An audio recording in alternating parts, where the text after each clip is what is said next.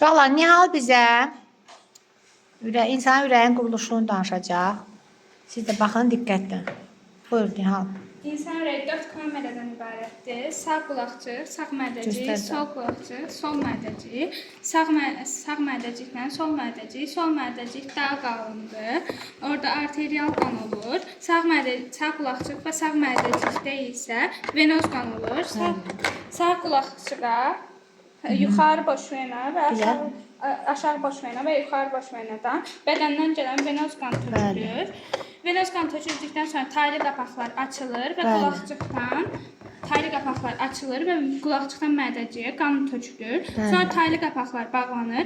Mədəcik qanı aypara qapaqların açılması ilə birlikdə vurur ağciyər kötüyünə. Sonra ağciyər kötüyü iki yerə bölünür. Biri sol ağciyərə, biri sağ ağciyərə gedir, təmizlənir. Təmizləndikdən sonra gəlir ağciyər venaları ilə sol qulaqcığa.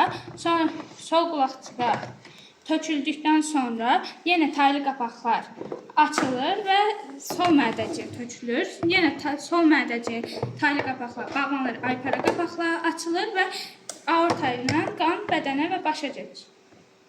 Qəşəng, əla. Neçə qan dövranı var insanda? 2 qan dövranı, kiçik qan dövranı, böyük qan. Kiçik qan dövranı hansı oldu?